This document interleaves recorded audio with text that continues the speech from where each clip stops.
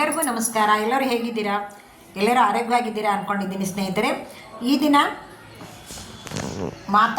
ದುರ್ಗಾ ಮಾತೆ ಕಾಳರಾತ್ರಿ ಎಂಬ ಹೆಸರಿನಿಂದ ಪೂಜೆ ಮಾಡ್ಕೊತಾರೆ. ಈ ದಿನ ಕೇಸರಿ ಬಣ್ಣ. ಸ್ನೇಹಿತರೆ, ಈ ದಿನ ನಾನು ಹಾಕ್ತಕ್ಕಂಥ ವಿಡಿಯೋ ಯಾವುದೇ ಒಂದು ಬಹುಮಾನದ ವಿಡಿಯೋ ಅಲ್ಲ. ಅವರು ಬಂದು ನಮಗೆ ಒಂದು ವಿಡಿಯೋ ಮಾಡಿಕೊಡಿ ಅಂತಂದೇಳಿ ಕೇಳಿದ್ದಕ್ಕೆ ನಾನು ಹೋಗಿ ವಿಡಿಯೋ ಮಾಡಿ ಹಾಕ್ತಾಯಿದ್ದೀನಿ. ಇದು ದಸರಾದಲ್ಲಿ ಅವ್ರು ಗೊಂಬೆ ಕೂರಿಸಿದ್ದಾರೆ, 25 ವರ್ಷದಿಂದ ಕೂರಿಸಿದ್ದಾರೆ. ದಾವಣಗೆರೆಯ ದುರ್ಗಾಂಬಿಕಾ ನಗರ ದೇವತೆ ದುರ್ಗಾಂಬಿಕಾ ಶಿವಾಜಿ ಸರ್ಕಲ್ ಹತ್ರ ಇರುವ ನಿಮಿಷಾಂಬ ಗುಡಿ ಇದೆ. ನಿಮಿಷಾಂಬ ಗುಡಿಯಿಂದ 5ನೇ ಮನೆಯಲ್ಲಿ ಗೊಂಬೆ ಕೂರಿಸಿದ್ದಾರೆ. ಸ್ನೇಹಿತರೆ ನೋಡಿ, ನಿಮಗೆ ಪುರ್ಸೊತ್ತಿತ್ತು ಅಂದರೆ ದಸರಾದೊಳಗೆ ಹೋಗಿ ಅವರ ಒಂದು ಗೊಂಬೆ ಕೂರಿಸಕ್ಕಂಥ ಒಂದು ವಿಭಿನ್ನ ಶೈಲಿಯಲ್ಲಿ ಕೂರಿಸಿದ್ದಾರೆ. ಹೋಗಿ ನೋಡ್ಕೊಂಬನ್ನಿ, ಕಣ್ತುಂಬಿಕೊಳ್ಳಿ. ಹಾಗೆ ಮಕ್ಕಳನ್ನೆಲ್ಲ ಕರ್ಕೊಂಡೋಗಿ ನಮ್ಮ ಸಂಸ್ಕೃತಿ ಯಾವ ರೀತಿ ಇದೆ ಅಂದ್ಕೊಂಡೇಳಿ ತೋರಿಸ್ಕೊಂಡು ಅವರ ಒಂದು ಗೊಂಬೆ ಕೂಡಿಸ್ತಕ್ಕಂಥ ಒಂದು ವೈಭವ ನೋಡ್ಕೊಂಬನ್ನಿ ಅಂತ ಹೇಳ್ತಾ ನೆಕ್ಸ್ಟ್ ವಿಡಿಯೋ ನೋಡಿ ಅವರು ಮನೆಗೆ ಹೋಗಿ ವಿಡಿಯೋ ಮಾಡ್ಕೊಂಡು ಬಂದಿರೋದು. ನಮಸ್ಕಾರ. ನಾನು ಈ ದಿನ ದಾವಣಗೆರೆ ನಗರ ದೇವತೆ ದುರ್ಗಾಂಬಿಕಾ ದೇವಸ್ಥಾನದ ಹತ್ತಿರ ಇರುವ ನಿಮಿಷಾಂಬ ಗುಡಿಯಿಂದ 5ನೇ ಮನೆಯಲ್ಲಿ ಗೊಂಬೆ ಕೂರಿಸಿದ್ದಾರೆ. ನೀವು ಆ ಗೊಂಬೆನ ಅವ್ರು ಯಾವ ರೀತಿ ತಾಳ್ಮೆಯಿಂದ ಕೂರಿಸಿದ್ದಾರೆ ಅಂದ್ಕೊಂಡೇಳಿ ನೋಡಿದರೆ ಎಲ್ಲರೂ ದಂಗಾಗ್ಬಿಡ್ತೀರಿ ನೋಡಿ. ಯಾಕಂದರೆ ಅಷ್ಟು ತಾಳ್ಮೆ ಈಗಿನ ಜನಕ್ಕೆ ತಾಳ್ಮೆ ಇರಲ್ಲ, ಏನಿದ್ರು ಫಾಸ್ಟ್ ಲೈಫ್ ಆಗಿದೆ. ಅದರಲ್ಲಿ ಇವರು ತಾಳ್ಮೆಯಿಂದ ಇಷ್ಟು ಗೊಂಬೆಗಳನ್ನು ಶೇಖರಣೆ ಮಾಡಿ, ಚಿಕ್ಕ ಮನೆ ಆದರೂ ಪರವಾಗಿಲ್ಲ ದೊಡ್ಡದಾಗಿ ಕೂರಿಸಿದ್ದಾರೆ. ಅವರ ದೊಡ್ಡ ಮನಸ್ಸು ನೋಡಿ. ಇವರು ಅವ್ರ ಮನೆ ಸೊಸೆ ಅಂತ. ಅಮ್ಮ, ನಿಮ್ಮ ಹೆಸರು? ಜ್ಯೋತಿ ಅಂತ. ಎಷ್ಟು ವರ್ಷ ಆಯ್ತಮ್ಮ ನೀವು ಮಾಡ್ಲಿಕ್ಕತ್ತೆ? 25 ವರ್ಷ ಆಯಿತು. ನೋಡ್ರಿ, 25 ವರ್ಷ ಆಯ್ತಂತೆ. ಸತತ 25 ವರ್ಷದಿಂದ 9 ದಿನ ಕೂರಿಸಿರ್ತೀರಾ? 9 ದಿನ. ಹೌದಾ? ಆಮೇಲೆ ಕೊನೆ ದಿನ ಏನು ಮಾಡ್ತೀರಿ ಇವನ್ನೆಲ್ಲ? ಇದು ಅವತ್ತು ನೈವೇದ್ಯ ಇಟ್ಟು ಅದು ಪೂಜೆ ಅದು ಮಾಡಿ ತೆಂಗಿನಕಾಯಿ ಅದು ಹೊಡಿತೀವಿ. ಹೌದಾ? ಮತ್ತೆ ಇದು ಪುರಾಣ ಎಲ್ಲ ಓದ್ತಾರಲ್ಲ, ದೇವಿ ಪುರಾಣ ಕೆಲವೊಬ್ರು ಓದಲ್ಲ. Okay okay. ನೋಡಿ ಸ್ನೇಹಿತರೆ, ಇವರು ಅವ್ರ ಮನೆ ಸೊಸೆ. ಅಮ್ಮನ್ನ ತೋರಿಸ್ತೀನಿ ನಾನು. ನಮಸ್ಕಾರ. ನಮಸ್ಕಾರ. ನಿಮ್ಮ ಹೆಸರೇನಮ್ಮ? ರಾಜೇಶ್ವರಿ. ನೋಡಿ, ಇವ್ರ ಹೆಸರು ರಾಜೇಶ್ವರಿ ಅಂತಂದೇಳಿ. ಅತ್ತೆಯವರ ಸಾನ್ನಿಧ್ಯದಲ್ಲಿ ಸೊಸೆಯು ಸಹ ತಾಳ್ಮೆಯಿಂದ ಗೊಂಬೆ ಕೂರಿಸಿದ್ದಾರೆ. ಯಾಕಂದರೆ ಇದು ಹೊಂದಾಣಿಕೆಯಿಂದ ಮಾತ್ರ ಸಾಧ್ಯ. ಈಗಿನ ಜನ್ರೇಷನಲ್ಲಿ ನಾನು ಕೂರಿಸಲ್ಲ ಅಂದ್ಬಿಟ್ರೆ ಅಲ್ಲಿ ಹಬ್ಬನೇ ಮುಗಿದಂಗೆ. ಆದರೂ ನೋಡಿ, ಅತ್ತೆ ಸೊಸೆಯವರ ಒಂದು ಹೊಂದಾಣಿಕೆಯಿಂದ ಇಷ್ಟು ಗೊಂಬೆ ನಾನು ತೋರಿಸ್ತೀನಿ, ನೀವೆಲ್ರಿಗೂ ಬೆಚ್ಚಿ ಬೆರಗಾಗ್ತೀರಿ ನೋಡಿ. ನೋಡಿ ಸ್ನೇಹಿತರೆ, ಇದನ್ನು ನಾವು ಈ ಕಡೆಗೆ ಅಗಿ ಅಂತೀರಲ್ಲ, ನಾವು ಅಗಿ ಹಾಕೋದು. ಘಟಸ್ಥಾಪನೆ ದಿವಸನೇ ಅಗಿ ಹಾಕಿರ್ತೀವಿ, ನಾವು ಸಹ ಹಾಕಿರ್ತೀವಿ ಇದನ್ನು.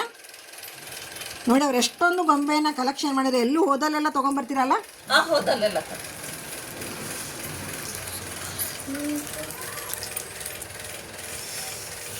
ನೋಡಿ, ಇದು ಪಂಚಮಣಿ ಅಂತಂದೇಳಿ ಎಲ್ಲರ ಮನೆಯಲ್ಲಿ ಇರ್ತಿತ್ತು ಮೊದಲು. ಈಗ ಯಾರ ಮನೆಯಲ್ಲಿ ಇರೋದಿಲ್ಲ. ಮಕ್ಳಿಗೆ ಆಡೋಕ್ಕೂ ಬರೋದಿಲ್ಲ ಬಿಡಿ. ಮಕ್ಕಳು ಈಗ ಏನಪ್ಪ ಆಡೋದಂದ್ರೆ ಮೊಬೈಲ್ನಲ್ಲಿ ಗೇಮ್ ಮಾತ್ರ ಆಟ ಆಡೋದು. ಹೌದು ತಾನೇ? ನೋಡಿ, ಇವ್ರು ಮಾತಾಡಿಸ್ತಾರೆ ನೋಡಿ. ಮನೆಯಲ್ಲೆಲ್ಲ ಏನು ಆಟ ಆಡ್ತೀರಿ ನೀವು?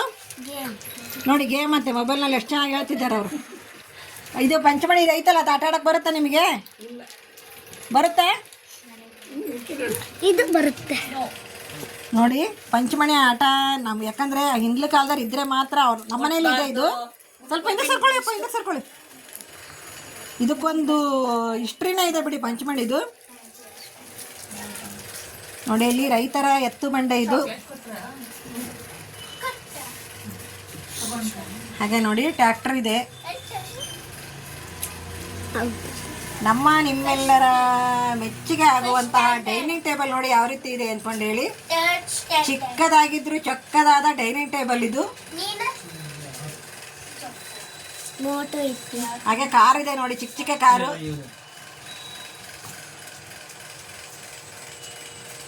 ಹಾಗೆ ಹಿತ್ತಾಳೆ ಸಾಮಾನ ಮತ್ತು ಭರಣಿಗಳೆಲ್ಲ ಇಟ್ಟಿದ್ದಾರೆ.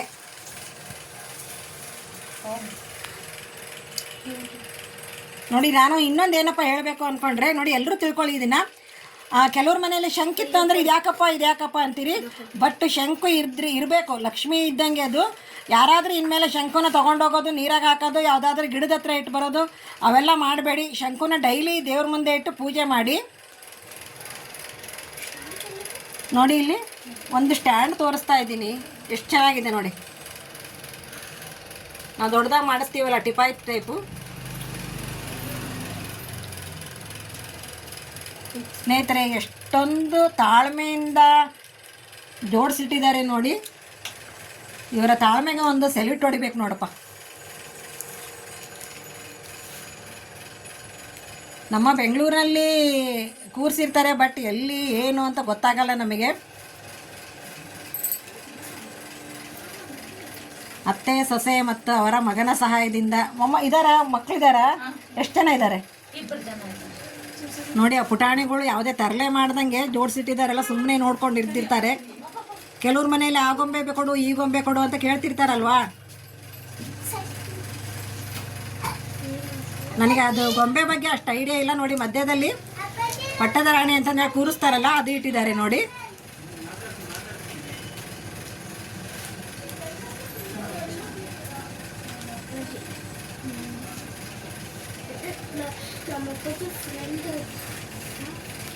ನೋಡಿ ಸ್ನೇಹಿತರೆ, ಎಲ್ಲರೂ ನೋಡ್ಕೊಳ್ಳಿ. ಯಾಕಂದರೆ ಎಲ್ಲಿ ಬೆಂಗಳೂರಿನಲ್ಲಿ ನಮ್ಮಂಥವ್ರು ಯಾರ ಮನೇಲಿ ಗೊಂಬೆ ಕೂರಿಸ್ತೀರಾ ಅಂತಂದು ಹೇಳಿ ಹುಡ್ಕೋಕ್ಕೂ ಆಗಲ್ಲ, ಹೋಗೋಕ್ಕೂ ಆಗಲ್ಲ. ನಾನು ಅಕಸ್ಮಾತ್ ದಾವಣಗೆರೆಗೆ ಬಂದಿದ್ದೆ, ಯಾರೋ ಹೇಳಿದ್ರಿಲ್ಲ 5ನೇ ಮನೆಯಲ್ಲಿ ಇದೆ ನೋಡಿ ಅಂತಂದು. ಅಲ್ಲಿ ಎಲ್ಲರನ್ನೂ ಕೇಳಿದೆ, ಗೊತ್ತಿಲ್ಲ ಅಂದ್ರೆ ನೋಡೋಂಥಡೆ ಅಂತ ಮುಂದಕ್ಕೆ ಬಂದೆ. ಬೋರ್ಡ್ ಇತ್ತು ಹೊರಗಡೆಗೆ. ಇವರು ಬೋರ್ಡ್ ಹಾಕಿ ಅದೊಂದು ಒಳ್ಳೆ ಕೆಲಸ ಮಾಡಿದ್ದಾರೆ.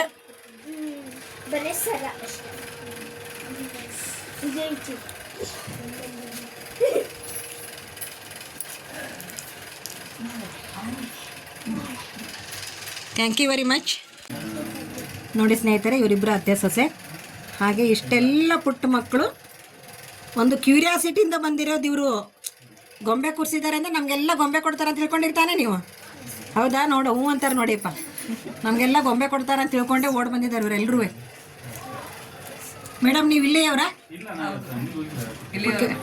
ಏನು ಹೆಸರು ನಿಮ್ಮದು? ಹೌದಾ? ನಾನು ಇಲ್ಲಿ ಬರುವಾಗ ಎಲ್ಲರನ್ನ ಕೇಳಿದೆ, ನೀವು ಇಲ್ಲಿಯವರ ಅಂದ್ಕೊಂಡು. ಯಾರು ನಾನಲ್ಲ ಅಂದರು.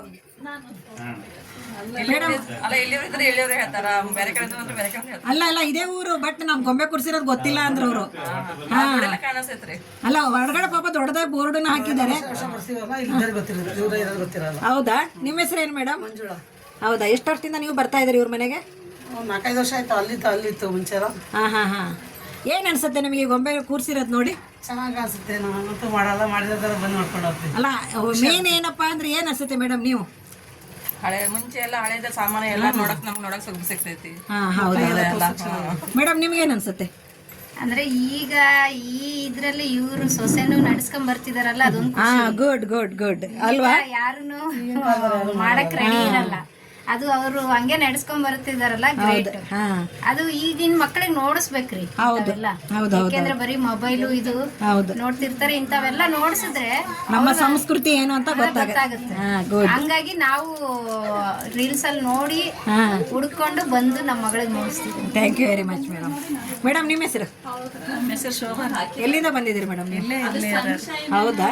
ನೋಡಿ, ನಾನು ಈಗ ಬರುವಾಗ ಒಂದು 5-6 ಜನ ಕೇಳಿದೆ. ಗಂಡು ಮಕ್ಳನ್ನ ಕೇಳಿದೆ, ಹೆಣ್ಮಕ್ಳನ್ನ ಕೇಳಿದೆ, ಎಲ್ಲಿದೆ ಅನ್ಕೊಂಡು. ಯಾರು ಹೇಳಿ ನೋಡೋಂತಡೆ ಅಂತ ಮುಂದಕ್ಕೆ ಬಂದೆ. ಆಮೇಲೆ ಸಿಕ್ಕಿದ್ದು. ನಮ್ಮಂತ ವರ್ಷ ಬರ್ತಿದ್ರೆ ನಮಗೆ ಗೊತ್ತೈತಿ. ಹೌದು. Thank you very much madam. Thank you.